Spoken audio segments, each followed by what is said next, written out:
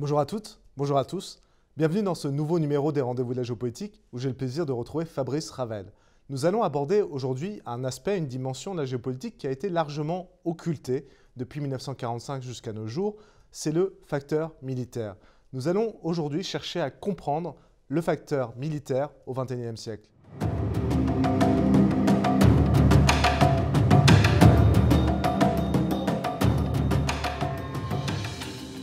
Fabrice, bonjour. Bonjour Olivier, bonjour à toutes et à tous. Alors on pourrait dire, sous une forme de plaisanterie, cachez-moi ce facteur que je ne saurais voir. C'est vraiment l'histoire de l'Occident depuis 1945. La guerre est devenue un tabou absolu. Et donc le fait militaire, le facteur militaire lui-même a été complètement occulté. On l'aborde souvent sous la dimension commerciale, la vente des armes, mais plus du tout au niveau de la logique politique interne de l'Occident. C'est très juste. Et d'ailleurs, je pense que nos auditeurs ne manqueront pas de remarquer que pour l'une des rares fois, pour celles et ceux qui nous font l'amitié de suivre nos séances depuis plusieurs mois ou peut-être même depuis plusieurs années, on a plutôt l'habitude de poser une problématique. Et là, comme vous l'avez bien évoqué, on est plutôt sur une question affirmative. Parce que là, effectivement, il va falloir qu'on réappréhende l'aspect militaire. Parce qu'on va se rendre compte d'une chose, c'est que pour différentes raisons, que je vais peut-être m'efforcer de décliner tout de suite d'ailleurs. En fait, c'est un aspect qui s'est au fur et à mesure occulté et dont on a une moins bonne compréhension aujourd'hui, ce qui est très gênant dans le cadre de la géopolitique en 2020, on va s'en rendre compte, parce que justement, en plus, c'est plutôt un facteur qui a tendance à redevenir prédominant et à redevenir très conséquent. Donc en fait, il faut déjà commencer par expliquer pourquoi ce facteur est aussi tombé en désuétude. Et pourquoi ce facteur nous est devenu aussi peu familier, alors qu'il était beaucoup plus familier pour les générations qui ont précédé. À mon sens, Olivier, il y a au moins trois paramètres qui se conjuguent là et qui vont expliquer que là, effectivement, il va y avoir une nécessité que de réapprendre les modalités techniques, les organisations et l'ensemble des logiques qui vont certainement d'ailleurs nous fournir l'opportunité de mieux comprendre la géopolitique en 2020. D'abord, clairement, il y a l'apparition de l'arme nucléaire en 1945. Et j'ai toujours tendance à dire l'apparition de l'arme nucléaire, c'est évidemment, indépendamment de l'aspect dramatique des pertes humaines et des conditions dans lesquelles elles arrivent, le 6 août 1945 à Hiroshima et le 9 août 1945 à Nagasaki, on a une rupture radicale du rapport au militaire, parce que ce que j'appelle l'esprit clausewitzien, célèbre à travers la citation de Karl von Clausewitz, qui est d'ailleurs souvent pas totalement bien comprise, la guerre n'est que la continuité de la politique par d'autres moyens. On se rend bien compte que là, comme la perspective c'est la destruction de la planète, là on est en phase de rupture par rapport aux militaires, et que donc d'ailleurs la dimension héroïque finit par être totalement estompée. Ensuite, il y a un deuxième facteur, ou une deuxième logique, plutôt si vous me permettez d'utiliser un autre terme, que vous avez eu raison de mettre en évidence, en particulier en Occident, c'est que c'est le continent européen, et c'est l'une des premières fois dans l'histoire, on ne le souligne pas assez, se retrouve relativement en paix ou sans guerre interétatique depuis pratiquement plus de 70 ans. Alors, c'est un constat qui paraît évident et qui paraît presque anecdotique, seulement on oublie que pratiquement pendant 500 ans, sur toutes les générations, il y a eu des guerres, et parfois des guerres majeures, parce que ce qui est de plus troublant sur la Première Guerre mondiale et la Seconde Guerre mondiale, disons-le ainsi pour laisser à penser que ça sera la dernière, il y a eu que 20 ans d'écart entre les deux, 1918-1939, et puis il y avait eu la guerre de 1870, et puis il y a eu les guerres de l'Empire, les guerres des révolutions, les guerres de religion entre catholiques et protestants, la guerre de 100 ans qui a duré 125 ans. Donc on a été dans un continent qui était baigné dans la guerre, et tout d'un coup là, qu'a l'air de l'occulter, parce que les 70 années, on va dire heureusement, mais dans tous les sens du terme peut-être d'ailleurs, heureusement, est parti, à l'exception d'ailleurs quand même, si vous me permettez de le signaler, de la Yougoslavie, parce que ça, c'est quelque chose qui est quand même trop oublié, qui a été un conflit particulièrement brutal, qui a amené l'implosion de la Yougoslavie et sa scission en plusieurs États différents. Donc ça, c'est assez important à entendre. Et puis, il y a un troisième paramètre, Olivier, sur lequel on avait déjà eu l'occasion longuement d'échanger, d'ailleurs dans notre première séance, en septembre 2016, qui est qu'à la chute du mur, avec le discours de Mikhail Gorbatchev du 25 décembre 1991, bref, avec la fin de la guerre froide, tout d'un coup, on s'est retrouvé devant une perspective, faut-il le rappeler, totalement inattendue par les politiques et par les observateurs. Donc on s'est mis à rêver ou à imaginer qu'on aurait un monde enfin débarrassé de la guerre. C'est le fameux ouvrage de Francis Fukuyama, donc j'invite celles et ceux qui le souhaiteraient à revenir sur ces séances qu'on avait appelées la fin de l'histoire, face à l'ouvrage Fukuyama, la fin de l'histoire. Et puis, on avait aussi fait une séance qui s'appelait le retour à la géopolitique, ce qui semblait d'ailleurs évoquer que malheureusement, on n'était pas dans les perspectives telles qu'on aurait pu souhaiter les avoir. Ce qui me permet d'emblée, si vous le voulez bien, Olivier, que de préciser une chose. Or, par rapport à ces trois paramètres qui expliquent que le fait militaire, le facteur militaire se soit éloigné de nos esprits, comme vous avez eu raison de le souligner, en réalité, si on regarde bien les logiques depuis une dizaine d'années, sur la dernière décennie notamment, ben on remarque une chose, c'est qu'il est de retour en force, si vous me permettez cette expression. Et il y en a un exemple, il y en aurait plusieurs, que je trouve assez significatif. C'est la décision qui a été annoncée par Peter Hultqvist, le ministre de la Défense suédois, parce qu'il faut rappeler que la Suède est un pays très particulier, neutre, de tradition. Et on peut dire clairement de tradition, car c'est assez sidérant de dire que le dernier conflit que la Suède a connu, c'est les guerres napoléoniennes en 1815. Donc ça veut dire que la Suède n'a plus jamais été en guerre depuis 205 ans, ce qui fait un cas excessivement rare en Europe, d'un pays qui d'ailleurs n'a jamais été en guerre ni pendant la Première Guerre mondiale, ni pendant la Deuxième Guerre mondiale. Et pourquoi suis-je en train d'évoquer ça? Pas parce que le 14 octobre 2020, donc, le ministre de la Défense suédois a annoncé que la Suède allait augmenter son budget militaire de 40%, excusez du peu, c'est considérable, d'ici 2025. Donc là, on voit bien quand même qu'on a une augmentation du budget militaire qu'on retrouvait dans d'autres pays. Et que, à titre indicatif, l'armée suédoise va donc non seulement augmenter ses matériels, mais va augmenter ses effectifs de 60 000 à 90 000 hommes. Enfin, c'est une augmentation de 33% en 4 ans ou en 5 ans en termes d'effectifs, ce qui est évidemment considérable. Et d'ailleurs, dans la continuité de nos propos, on a un pays comme la Finlande qui, elle, a décidé d'augmenter son budget de 54%. Donc, ce qu'on est en train de remarquer, indépendamment bien sûr des choses qu'on avait eu l'opportunité de souligner déjà, l'augmentation du budget américain, du budget chinois au niveau militaire, etc. Mais là, on a bien la preuve, j'ai envie de dire, que le fait militaire est en train de recouper tout l'espace géopolitique. Et donc, effectivement, il va être indispensable de s'attacher à mieux le comprendre parce qu'à travers les acronymes, les organisations, on se doute qu'avec la montée en puissance de la technologie, il va falloir expliquer un nombre de choses. Mais au-delà de la technologie, de l'évolution de la technologie, il y a un grand nombre de choses qu'il faut expliquer en termes d'organisation et de concepts pour que, on va dire, on puisse mieux comprendre le poids réel de la dimension militaire dans la géopolitique.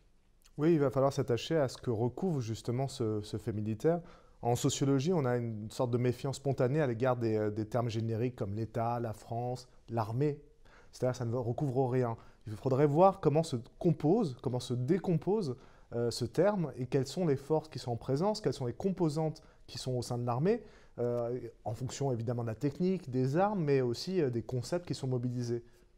Oui, ça c'est très très important. Et j'apprécie beaucoup le fait que là, on passe par la sociologie pour dire qu'effectivement, l'armée, le facteur militaire, mais il y a tellement, tellement de dimensions techniques, de professions et de logique à appréhender qu'on va d'ailleurs s'efforcer de les expliquer parce que si on ne les connaît pas, d'abord c'est source d'extrême confusion quand on aborde les questions militaires, mais surtout ça gêne considérablement, et c'est beaucoup plus embêtant dans le cadre des rendez-vous de la géopolitique, de comprendre les dynamiques géopolitiques ou les logiques géopolitiques. À mon sens, il y a quatre grands axes qu'il est nécessaire d'appréhender pour mieux comprendre le poids du militaire dans la géopolitique en 2020 et le facteur militaire proprement dit. D'abord, il y a un premier axe qui consistera à dire attention, ça s'inscrit dans l'interrogation que vous venez de nous soumettre, il y a plusieurs composantes dans une armée. Et là, on voit bien, on va y revenir, qu'il va falloir dessiner quels seraient les différents corps. Bon, en langage militaire, on appelle ça armes d'ailleurs, mais j'utilise volontairement le terme plutôt de corps ou de composantes pour éviter qu'il y ait des confusions avec les matériels militaires.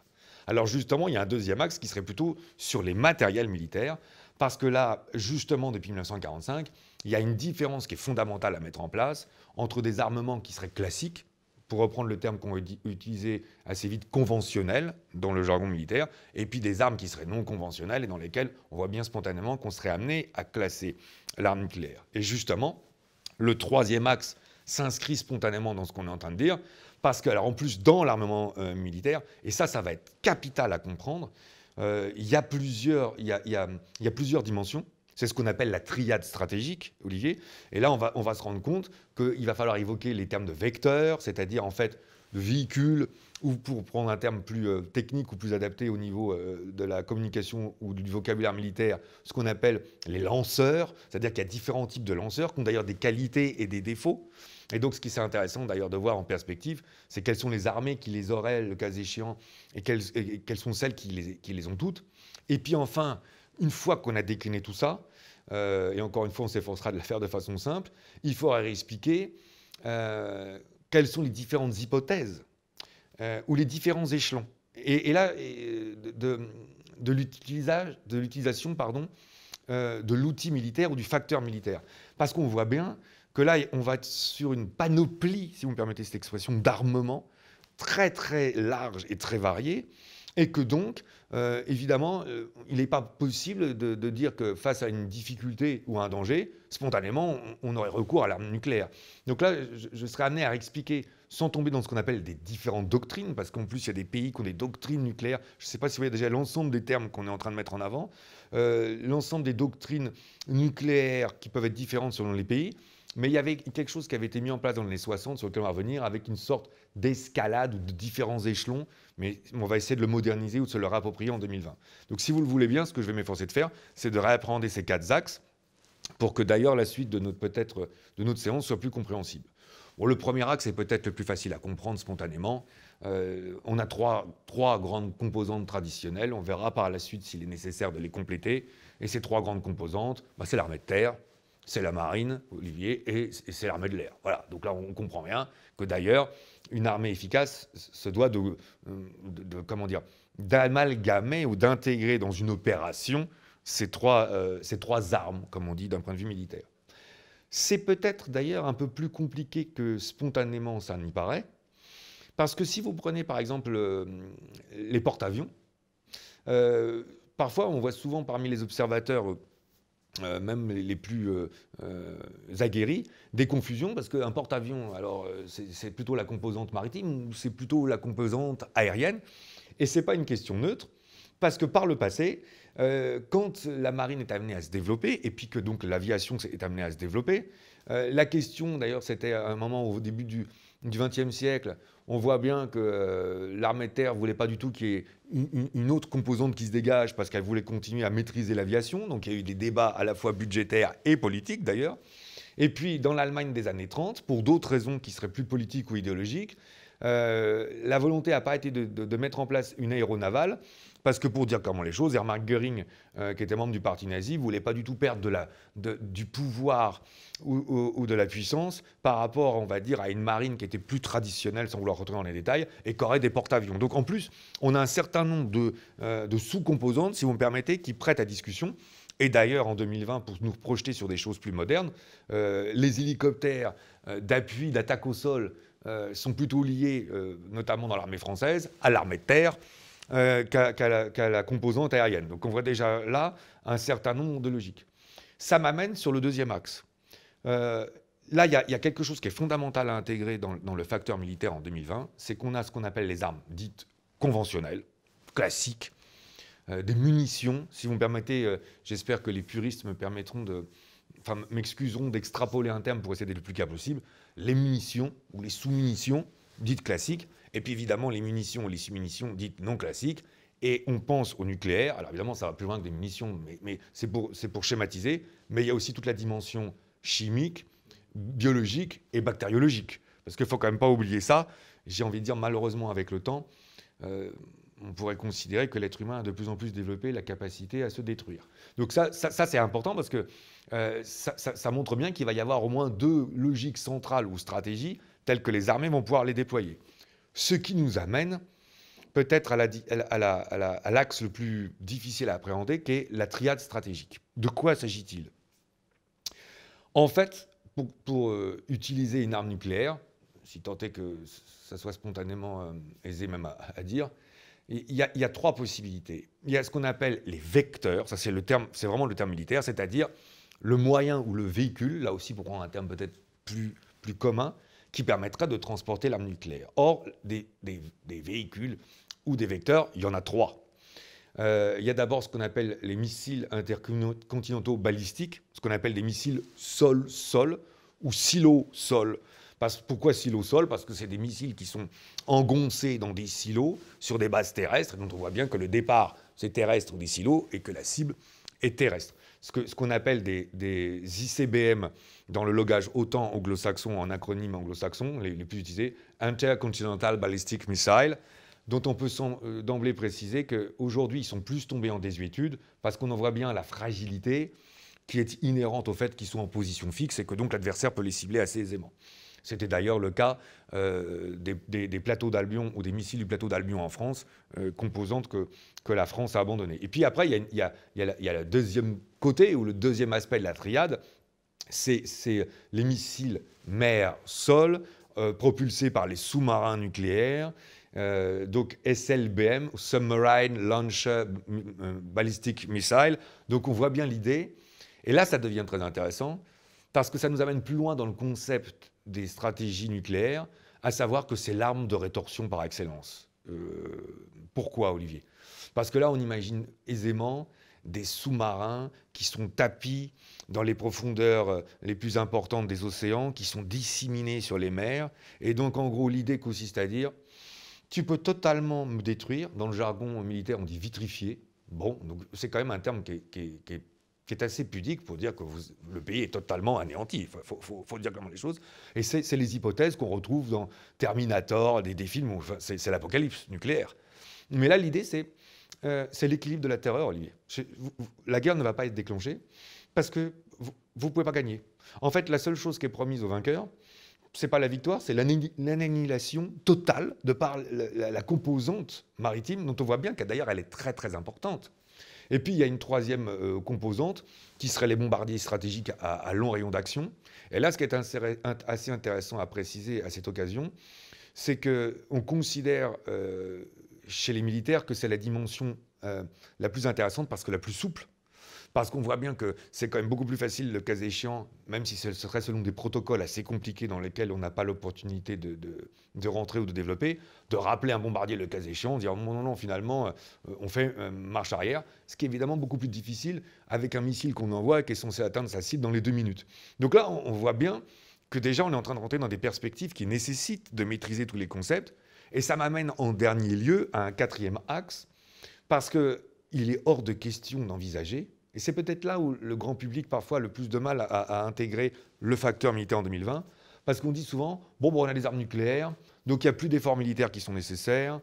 On voit bien qu'à la fois par simplicité, par volonté d'occulter ces problématiques qui sont lourdes avec le nombre de morts en perspective, par économie budgétaire, on se dit, bon, on a l'arme nucléaire, donc plus rien n'est nécessaire. Oui, mais enfin, on ne peut quand même pas imaginer que quelle que soit la situation, on puisse utiliser l'arme nucléaire. Il va falloir mettre ce qu'on appelle d'ailleurs en termes militaires une réponse en symétrie. C'est-à-dire qu'on ne peut pas déployer, en lancer une bombe atomique face à une attaque qui serait relativement limitée dans le temps et en termes d'effectifs. Donc là, si vous me permettez, je reprends une logique qui avait été mise en place dans les années 60, sans d'ailleurs la récupérer in extenso. Je la précise d'emblée parce qu'avec le temps, cette logique, elle est devenue péjorative, puisque dans les années 60, on parlait de différents échelons, il y en avait 44, et notamment, en fait, dès les premiers échelons, on était dans une guerre nucléaire, donc on se demande bien, c'était quoi les autres échelons. Donc en fait, je préfère me réapproprier cette logique en disant plutôt qu'on passe d'échelons dans lesquels, évidemment, les enjeux sont de plus en plus importants, les moyens engagés sont de plus en plus importants, et dans lequel, finalement, le stade nucléaire serait le stade ultime. Ce qui veut dire que ça nécessite d'avoir un nombre de moyens conventionnels très important pour justement ne pas être mis devant une situation où le choix serait radical. J'attire l'attention de nos auditeurs qu'on s'est efforcé d'être les plus simples et explicatifs, sans être simpliste possible. Et encore faudrait-il remarquer avec le temps qu'il y a d'autres paramètres ou d'autres éléments qui sont en train de se rajouter à tout ce qu'on est en train de dire.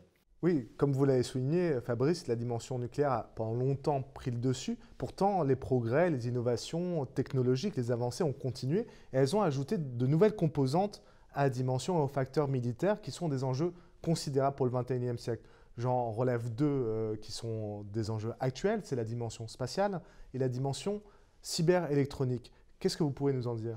Oui, alors c'est très très juste et vous avez d'autant plus raison de le souligner que ce dont on va se rendre compte, c'est que d'ailleurs ces composantes, loin d'être encore virtuelles ou purement appréhendées, se sont vraiment déjà intégrées dans les faits parce qu'il y a plusieurs armées. Alors évidemment, là, il y aurait des différences, mais il y a plusieurs armées qui ont déjà créé des composantes dont la logique essentielle est la dimension spatiale ou la dimension cybernétique ou de cyberguerre. Donc ça veut dire que là, on est vraiment en train, d'ailleurs, de confirmer nos propos initiaux, c'est-à-dire on va toucher énormément de métiers, des technologies très variées et donc des concepts très délicats. Et donc en fait, oui, la dimension spatiale, bien sûr. La dimension spatiale dont on sent bien qu'elle s'accélère.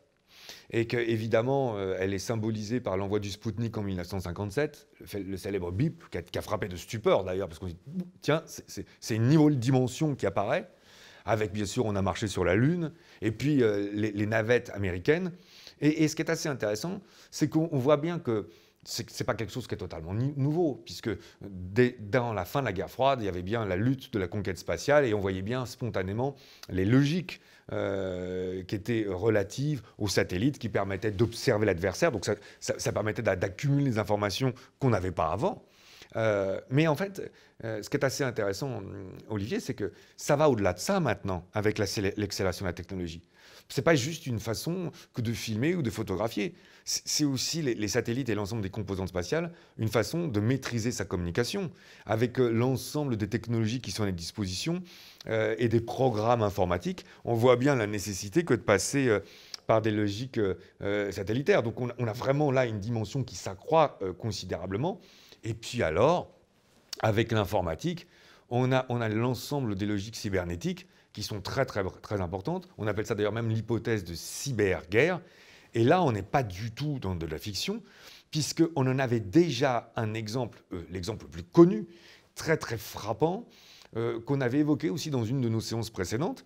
C'est le fait que les États-Unis, ça c'est quelque chose qui est très, très connu, hein, les États-Unis et Israël, par l'intermédiaire de la CIA et du Mossad, avaient fabriqué un virus, Stuxnet, qui avait pour objectif de neutraliser les centrifugeuses des programmes de construction nucléaire iraniens. Ça, c'est très très connu, donc par l'intermédiaire d'un virus. Et donc on voit bien qu'on est dans un état de cybernétique ou de composantes militaires, de cyberguerre. Et c'est tellement vrai qu'un certain nombre d'États, comme on l'a souligné, ont déjà intégré cette composante. Et par exemple en France, on a créé une composante dédiée à la cyberguerre et aux réflexions sur la cyberguerre en 2017 qui dépend, excusez du peu, directement du chef d'état-major des armées. Ça laisse à penser l'importance qu'on accorde à ça. D'ailleurs, un certain nombre d'experts s'accordent à dire que pour ce qui est de l'informatique, de la cyberguerre ou de l'électronique conjuguée, on serait dans une situation comparable à celle de l'aviation dans les années 20-30. C'est très intéressant comme comparaison. C'est-à-dire qu'en gros, l'aviation aurait commencé à connaître ses balbutiements en 14-18, surtout en 17-18 d'ailleurs, avec les premiers bombardements, les prémices. Mais en fait, on en aurait totalement saisi les capacités, j'ai presque envie de dire malheureusement l'ampleur, avec les bombardiers d'attaque au sol dans les premières années de la guerre, puis la composante des porte-avions qui ont surclassé les cuirassés. Et donc beaucoup de spécialistes laissent à penser que dans l'hypothèse d'un conflit à venir majeur, justement là, on aurait une prise de conscience et une prise d'importance qui serait au moins aussi comparable à ce qu'a été l'aviation dans la guerre mondiale pour ce qui est de la cybernétique à l'avenir. Donc on voit bien que c'est très important. Et puis alors en plus, tout ce qu'on est en train de dire a déjà un impact sur les armes conventionnelles. Et on voit bien l'utilité qu'on a eue que de réexpliquer l'ensemble de nos termes précédents. Parce que quand on prend des armes conventionnelles comme le drone, on voit bien qu'un drone n'est pas utilisable sans la compétence ou sans le domaine spatial et c'est la cybernétique. Et là, il y a aussi un ouvrage qui est assez intéressant. Il y a 2 ouvrages qu'on pourrait mettre dans la continuité. D'abord, il y a l'ouvrage de David Sanger, Obama, guerre et secret, publié en 2012, qui avait déjà mis en évidence ces attaques cybernétiques contre les centrifugeuses iraniennes. Et puis, il y a un autre ouvrage qui est plus... qui est plus, comment dire, une relation des faits, qui est plus peut-être anecdotique, mais qui n'est pas inintéressant, qui s'appelle Hunter Killer, dans lequel d'ailleurs le sous-titre c'est La guerre des drones par ceux qui la font. Et c'est un lieutenant-colonel américain, McCurley, qui explique que, en fait, il n'a pas réussi à passer les concours et à être pilote de chasse. Et puis tout d'un coup, il a l'opportunité, au début du XXIe siècle, de se retrouver devant une nouvelle branche, qui sont les drones. Et tout d'un coup, à travers la relation de ce qu'il vit, des histoires, ben, on se rend compte qu'on a affaire à une dimension qui, bien sûr, était au carrefour ou à l'utilisation conjointe de technologies qui sont dans le domaine spatial et qui sont dans le domaine de la cybernétique. Donc on voit bien que là, en plus, il y a différentes composantes, comme vous avez eu totalement raison de le rappeler, qui sont encore en plus en train de se développer, donc qui sont encore plus en train d'étoffer le facteur militaire. Mais il y a un certain nombre d'aspects qui sont assez intéressants, parce que là, on a l'air de s'éloigner de l'humain. Mais il y a beaucoup de paramètres humains aussi qui vont rentrer et qui vont jouer dans le facteur militaire et dans sa capacité à le déployer par la suite. On revient là presque à une question qu'on a traditionnellement abordée. On n'est jamais en termes de puissance absolue, on est toujours en termes de puissance relative par rapport à l'adversaire et par rapport à nos forces propres. Donc bien sûr, il y a la technologie dont on dispose, mais il y a le facteur humain, il y a le facteur logistique qui vont jouer un rôle crucial aussi. C'est très juste. J'apprécie beaucoup le fait que vous reveniez sur cette logique qu'on s'est vraiment souvent efforcé, comme vous le dites, de remettre en place. Parce que souvent dans les cours, les étudiants me disent « Bon, mais qui a la puissance? C'est quoi la puissance ?» Mais la puissance est forcément comparative, elle n'est pas intrinsèque. Donc c'est très très important, comme vous l'avez fait, de rappeler ça. Et en fait, là, ce qui est assez intéressant, c'est que finalement, il y a deux choses qu'on pourrait peut-être, en guise de complément, et qui vont nous amener sur une question d'ouverture précisée.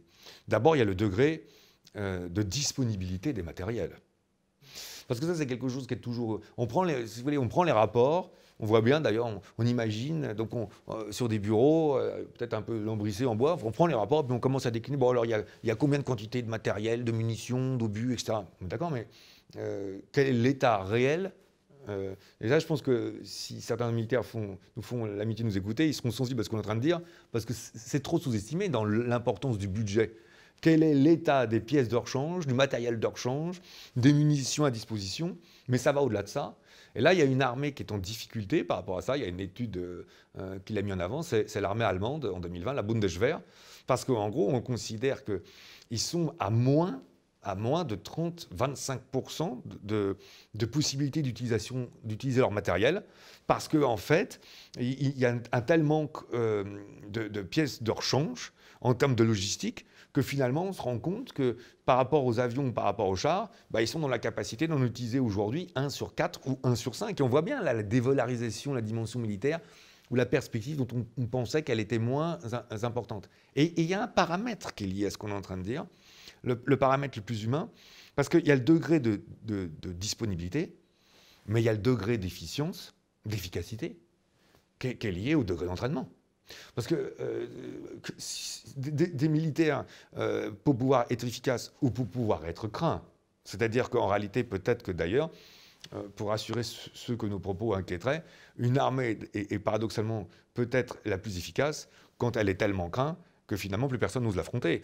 Mais pour être craint ou pour être respecté, il faut montrer une capacité opérationnelle, c'est-à-dire la capacité à déployer des forces de manière efficace.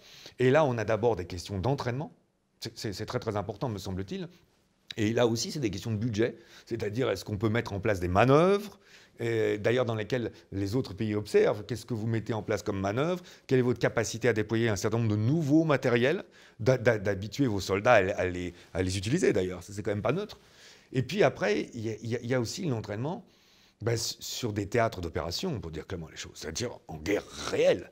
Parce que là, on le sait bien à travers l'histoire, il y a des conflits qui ont été parfois plus régionaux, et puis qui ont été utilisés par des puissances. Il y en a un qu'on a eu l'opportunité d'évoquer à plusieurs reprises, selon des axes différents d'ailleurs. Olivier, c'est la guerre d'Espagne. Parce que quand on remet en perspective la guerre d'Espagne, pour prendre volontairement un exemple peut-être un peu plus lointain, en 1936-1939, qu'est-ce qu'on remarque?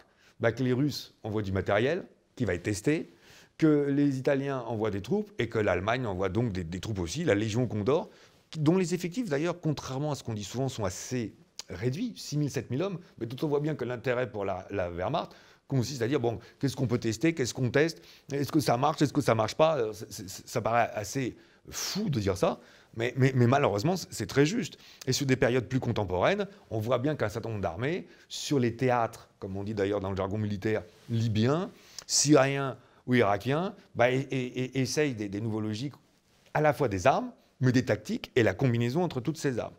Donc, en fait, en guise de conclusion sur cette séance, moi, j'ai le sentiment que, si vous voulez bien, ce qu'on s'était forcé de montrer, c'est qu'il ne faut surtout pas sous-estimer le facteur militaire en 2020, parce qu'il est en train de totalement, réoccuper l'espace tel qu'il l'a toujours eu d'ailleurs, mais alors en plus, peut-être de façon plus aboutie ou plus accomplie, de par l'étendue des métiers, des technologies que maintenant la question militaire est en train d'aborder.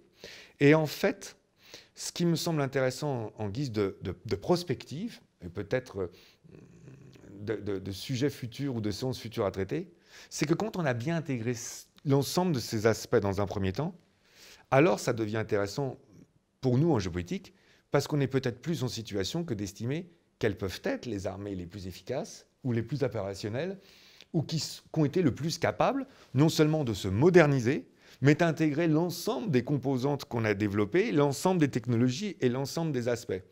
Et donc là, évidemment, spontanément, on pourrait penser à passer au crible, sous l'ensemble de ces logiques, l'armée américaine, l'armée chinoise et l'armée russe.